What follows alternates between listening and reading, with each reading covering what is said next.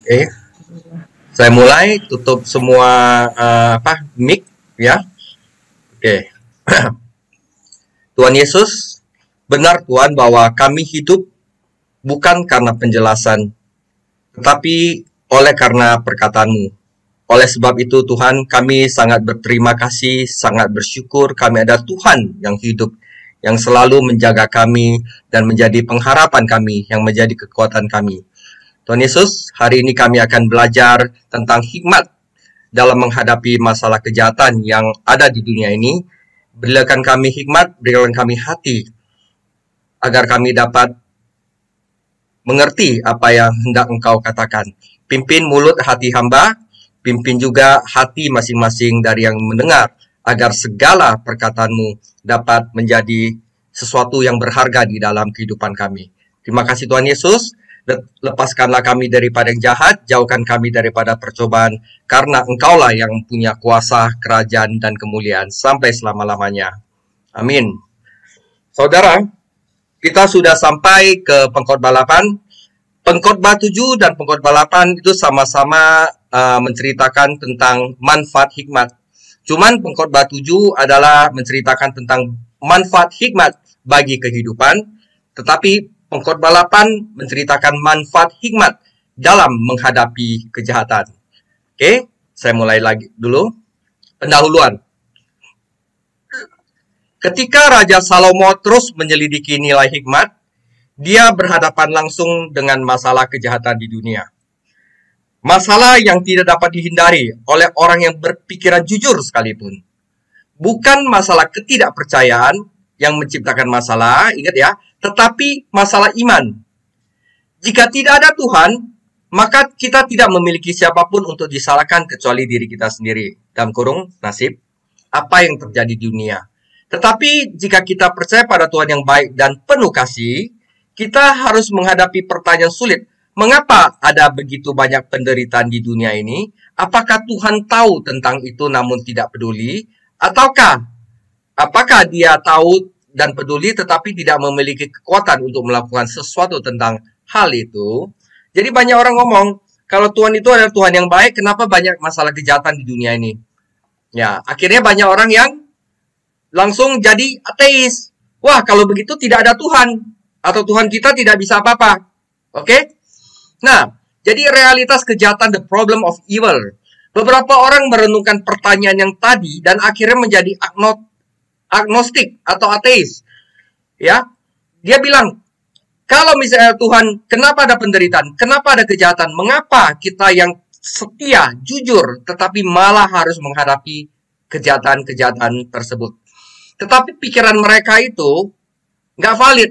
Kenapa? Karena dengan melakukan itu, mereka menciptakan masalah yang sama sekali baru. Kalau misalnya begitu, kalau nggak ada Tuhan, dari mana datangnya semua kebaikan di dunia? Dibalik, saudara. Ya, jadi sulit dipercaya bahwa materi saja menghasilkan hal-hal indah dan menyenangkan yang kita miliki di dunia, bahkan di tengah begitu kejahatan.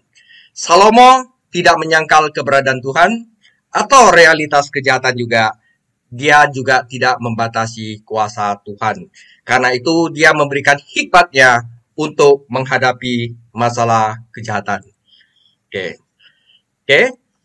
Dalam pengkhotbah 8 ini, Salomo menyelidiki masalah kejahatan di 3 bidang utama kehidupan. Salomo memecahkan masalah kejahatan dengan menegaskan faktor-faktor ini dan melihatnya dalam perspektif yang tepat. Menyelidiki masalah kejahatan di dunia dengan memeriksa 3 bidang utama kejahatan. Yang pertama adalah kejahatan oleh karena kekuasaan atau otoritas, ayat 1-9. Ayat 2 adalah kejahatan yang timbul karena ketimpangan dalam kehidupan, kecemburuan sosial. Ya. Yang ketiga adalah kejahatan yang timbul karena orang tidak bisa mengerti akan misteri kehidupan, ayat 15-17. Dan 3 hal ini akan kita bahas dalam pengkhotbah 8. Yang pertama, kita baca dulu firman Tuhan, pengkhotbah 8 ayat 1-9. Perhatikan baik-baik saudara. Siapakah seperti orang berhikmat? Siapakah yang mengetahui keterangan setiap perkara? Hikmat manusia menjadikan wajahnya bercahaya dan berubahlah kekerasan wajahnya. Oke? Patuhilah perintah raja demi sumpahmu kepada Allah. Janganlah tergesa-gesa pergi dari hadapannya. Janganlah bertahan dalam perkara yang jahat, karena ia berbuat apa yang dikehendakinya. Karena titah raja berkuasa, siapakah yang akan mengatakan kepadanya apakah yang baginda buat? Siapa yang mematuhi perintah tidak akan mengalami perkara yang mencelakakan, dan hati orang berhikmat mengetahui waktu pengadilan. Karena untuk segala sesuatu ada waktu pengadilan, dan kejahatan manusia menekan dirinya. Sesungguhnya ia tak mengetahui apa yang akan terjadi, karena siapakah yang akan mengatakan kepadanya bagaimana itu akan terjadi? Tiada seorang pun berkuasa menahan angin, dan tiada seorang pun berkuasa atas hari kematian. Tidak ada istirahat dalam peperangan, dan kefasikan tidak melepaskan orang yang melakukannya. Semua ini telah kulihat, dan aku memberi perhatian kepada segala perbuatan yang dilakukan di bawah matahari, ketika orang yang satu menguasai orang yang lain hingga ia celaka.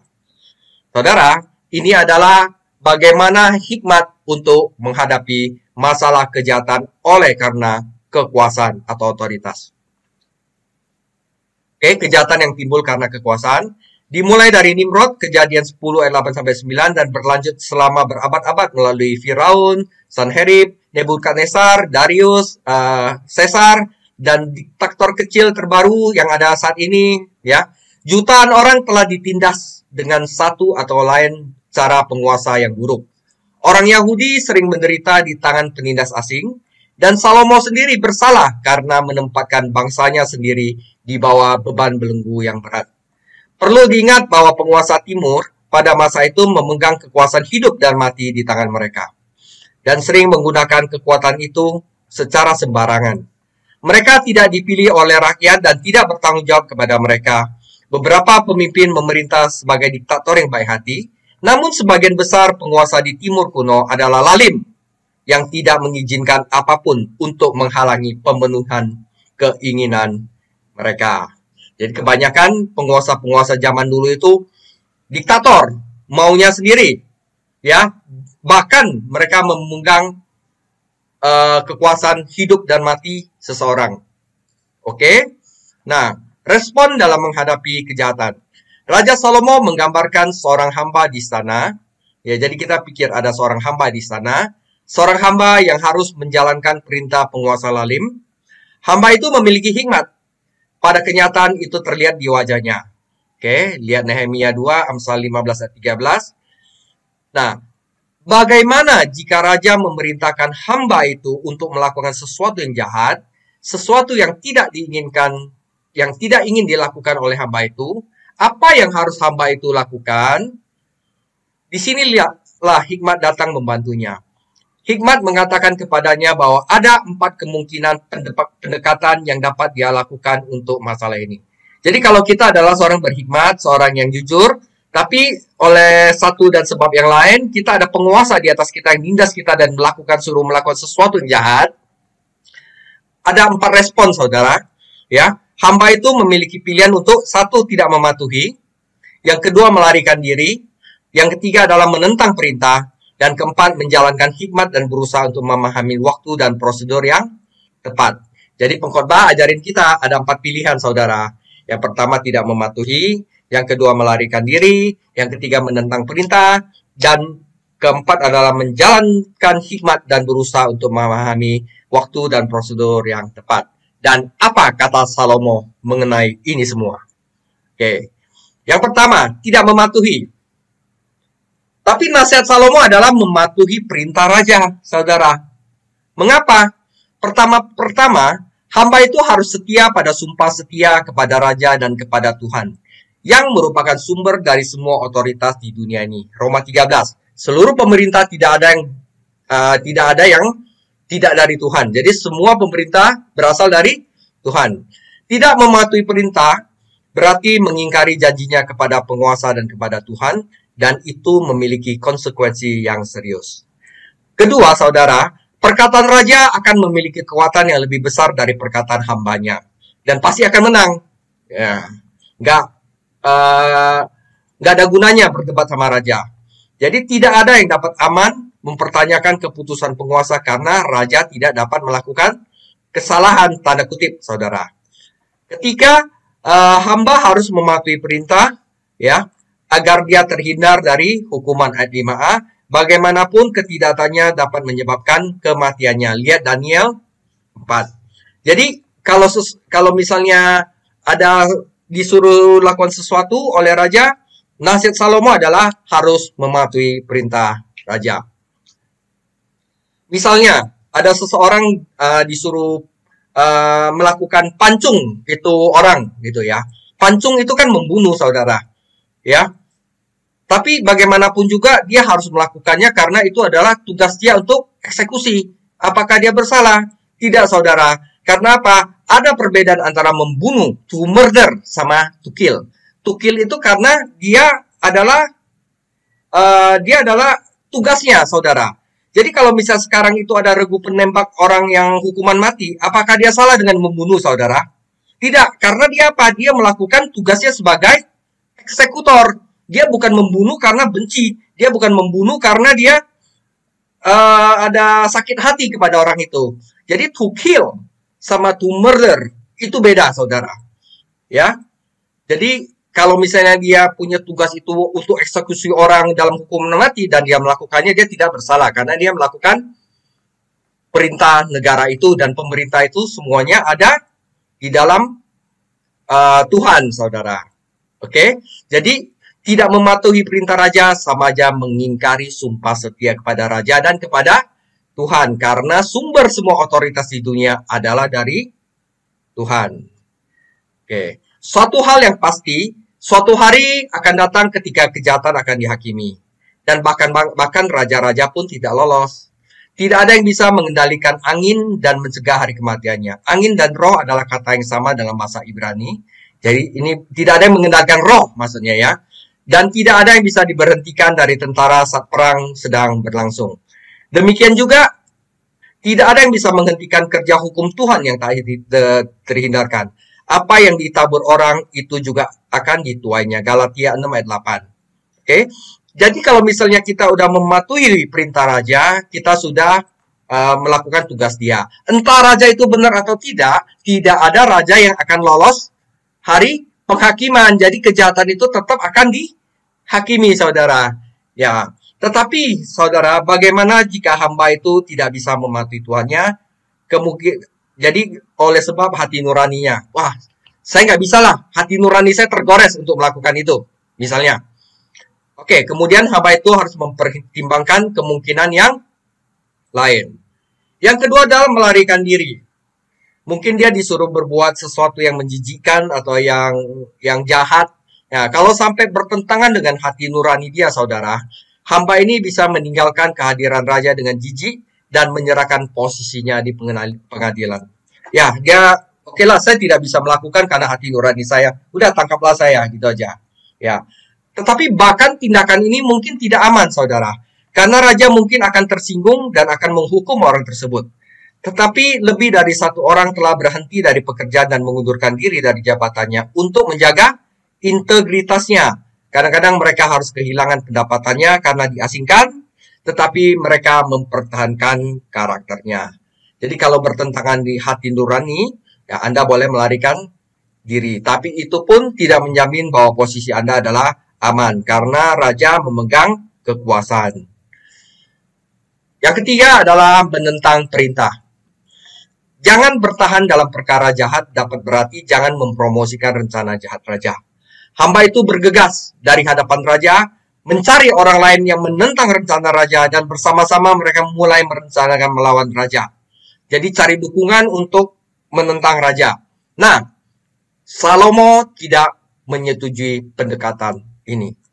Apakah ada tempat untuk pembangkangan sipil dalam kehidupan orang percaya? Kita tidak boleh membangkang, saudara, walaupun bukan soal benar atau salah, saudara. Apakah warga negara yang taat hukum memiliki hak untuk menolak otoritas ketika mereka merasa hukum tidak adil? Apakah dia benar? Sama saja jadinya, karena pembangkangan sendiri adalah suatu tindak pidana. Tindakan untuk melawan otoritas, dan otoritas adalah berasal dari Tuhan. Sama saja pembangkangan artinya adalah melawan otoritas Tuhan, saudara. Nah, Dalam hal hati nurani dan hukum, orang-orang percaya yang setia cukup setuju dengan Petrus. Kita harus lebih menurut pada Tuhan daripada manusia. Jadi tahanan dan martir Kristen selama berabad-abad bersaksi tentang keberanian hati nurani dan pentingnya membela apa yang benar. Itu tidak berarti kita dapat melawan hukum pada setiap masalah kecil yang mengganggu kita. Tetapi itu berarti kita memiliki kewajiban untuk mematuhi hati nurani kita. Bagaimana kita mengungkapkan ketidaksetujuan kita dengan otoritas yang menuntut hikmat, dan bagaimana kita mengungkapkan ketidaksetujuan kita dengan otoritas menuntut hikmat dan kasih karunia. Disinilah kemungkinan keempat masuk. Jadi, cara kita mengungkapkan ketidaksetujuan kita perlu hikmat dan kasih karunia. Nggak boleh langsung kita main nentang di depan umum aja, saudara. Nah, yang keempat itu adalah berhikmat dalam bertindak.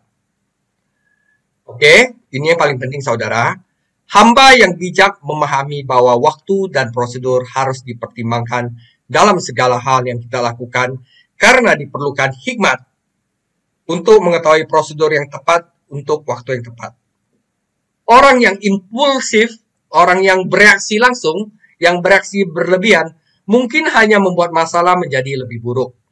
Hikmat membantu kita memahami orang dan situasi dan untuk mencari tahu hal yang benar yang dilakukan pada waktu yang tepat. Jadi dalam ayat 5b, hati yang bijak akan mengetahui waktu dan prosedur yang tepat. Semoga Tuhan memberikan kita hikmat untuk hal-hal ini. Nah, di sini saya akan kasih 4 contoh, saudara, dalam karakter-karakter Alkitab, di mana mereka menggunakan hikmat untuk mengetahui waktu dan prosedur yang tepat. Yang pertama adalah Yusuf. Ini diilustrasikan dengan indah dalam kehidupan beberapa orang percaya di Perjanjian Lama. Yusuf tidak secara impulsif mengungkapkan kepada saudara-saudaranya siapa dia, karena dia ingin memastikan bahwa hati mereka benar dengan ayah dan Tuhan mereka. Begitu dia mendengar mereka mengaku dosa mereka, Yusuf tahu itu adalah waktu yang tepat untuk mengidentifikasikan dirinya.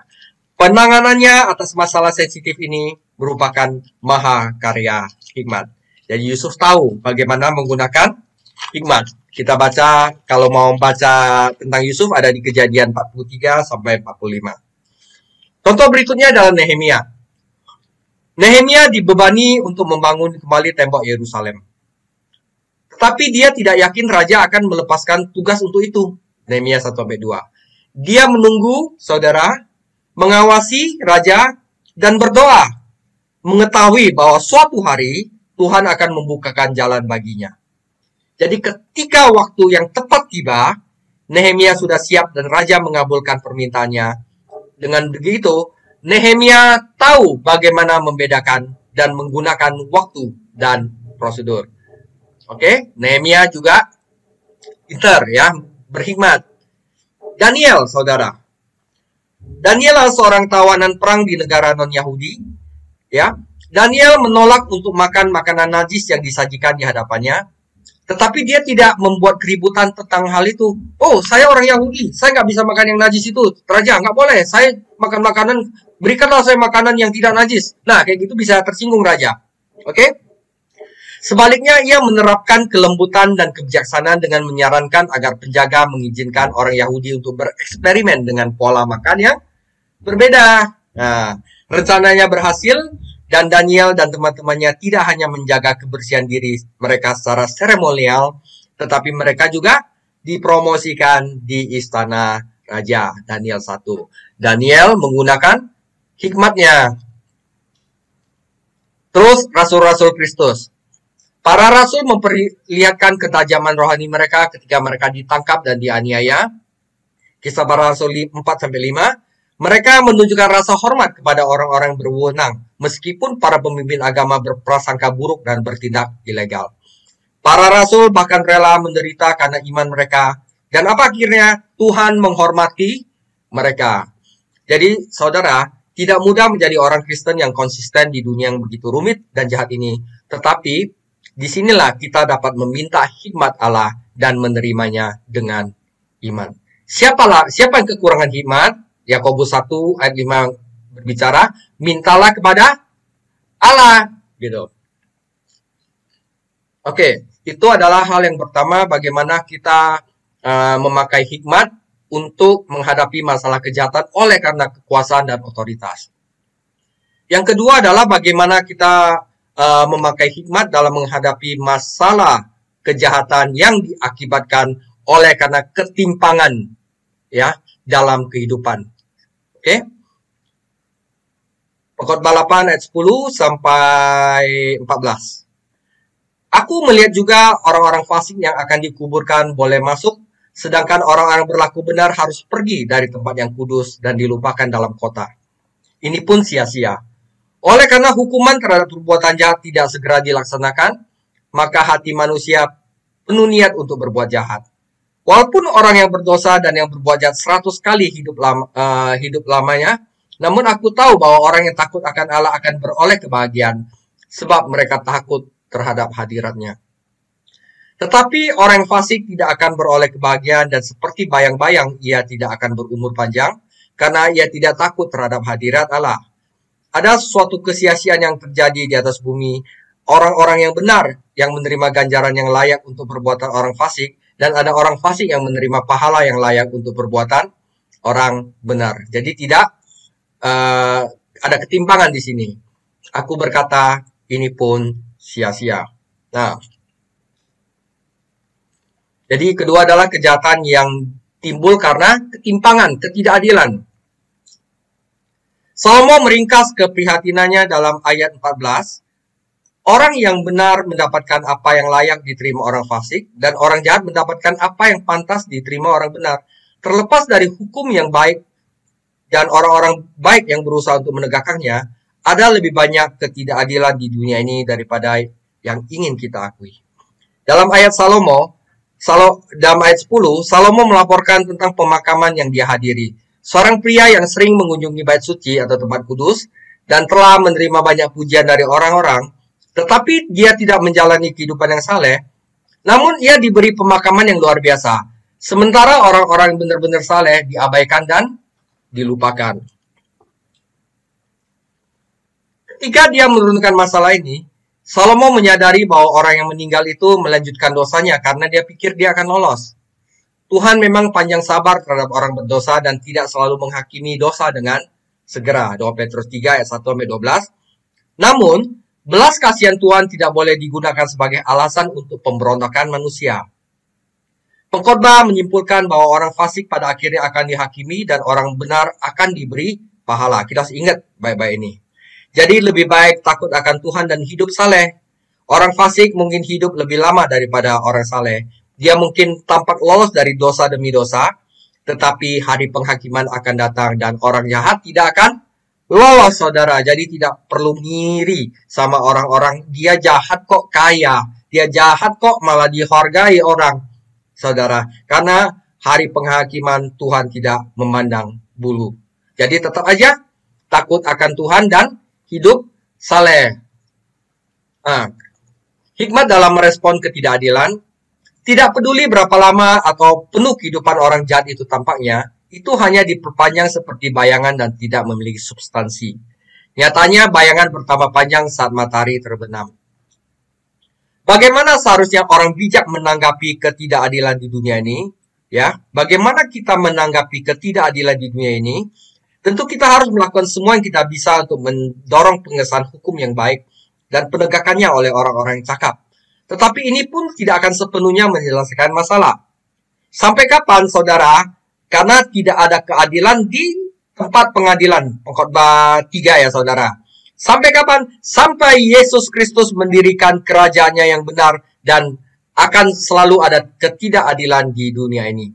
Jadi sampai Tuhan Yesus mendirikan kerajaannya yang benar di dunia ini, maka di dunia ini sebelum Tuhan Yesus mendirikan kerajaannya, selalu ada ketidakadilan di dunia ini. Ini adalah salah satu kesia-siaan dalam hidup, dan kita harus menerimanya tanpa menjadi pesimis atau putus asa. Kenapa? Kita ada Tuhan Yesus, kita beriman kepada Tuhan Yesus. Jadi begitu, saudara. Hal yang ketiga ada di Pengkhotbah 8 ayat 15 ayat 17 adalah kekecewaan karena misteri kehidupan. Pengkhotbah 8 ayat 15 sampai 17. Oleh sebab itu aku memuji kesukaan, Karena tak ada kebahagiaan lain bagi manusia di bawah matahari kecuali makan dan minum dan bersukaria, itu yang menyertainya di dalam jeripayanya seumur hidupnya yang diberikan Allah kepadanya di bawah matahari. Ketika aku memberi perhatianku untuk memahami hikmat dan melihat kegiatan yang dilakukan orang di dunia, tanpa mengantuk siang dan malam, maka nyatalah kepadaku bahwa manusia tidak dapat menyelami segala pekerjaan Allah yang dilakukannya di bawah matahari. Bagaimanapun juga, manusia berlelah-lelah mencarinya, ia tidak akan menyelaminya. Walaupun orang yang berhikmat mengatakan bahwa ia mengetahuinya, namun ia tidak dapat menyelaminya. Ya, tidak ada yang tahu. Jadi kejahatan yang timbul karena kekecewaan yang timbul karena misteri kehidupan. Saudara, orang yang mengaku tahu segalanya atau mengira dia tahu segalanya ditakdirkan untuk kecewa di dunia ini. Melalui banyak hari-hari yang sulit dan malam-malam tanpa tidur, pengkhotbah telah menekuni misteri kehidupan. Yaitu apa? Kekayaan tanpa kenikmatan, pekerjaan tanpa kepuasan, dan pertanyaan tanpa jawaban. Dia sampai kesimpulan bahwa manusia tidak akan menemukan pekerjaan yang memuaskan yang dilakukan di bawah matahari. Mungkin kita dapat memecahkan teka-teki di sana dan di sini, tetapi tidak ada manusia yang dapat memahami keseluruhan dan menjelaskan semua yang sedang Tuhan lakukan. Jadi, hikmat dalam merespon kekecewaan dalam misteri kehidupan adalah hal-hal yang tersembunyi ialah bagi Tuhan Allah kita, tetapi hal-hal yang dinyatakan ialah bagi kita dan anak-anak kita sampai selama-lamanya, supaya kita melakukan segala perkataan hukum Taurat, supaya kita melakukan apa yang diucapkan oleh firman Tuhan kalau untuk perjanjian baru ya. Tuhan tidak mengharapkan kita untuk mengetahui yang tidak dapat diketahui, tetapi Dia mengharapkan kita untuk mempelajari semua yang kita bisa dan mematuhi apa yang diajarkan kepada kita. Faktanya, semakin kita taat, semakin Dia akan mengajar kita. Jadi Yohanes 7 ayat 17, barang siapa mau melakukan kehendak-Nya, ia akan tahu entah ajaranku itu berasal dari Allah, entah aku berkata-kata dari diriku sendiri. Jadi saudara, penutup dan kesimpulan, pengakuan ketidaktahuan adalah langkah pertama menuju pengetahuan dan hikmat sejati. Jadi kalau Anda ingin berhikmat, Anda harus buang semua pikiran Anda. Pikiran Anda, menurut saya begini, itu harus dibuang. Harusnya kita ganti. Menurut firman Tuhan adalah begini, ya. Dan jika seorang berpikir bahwa dia mengetahui sesuatu, dia tidak tahu apa-apa sebagaimana yang harus dia ketahui.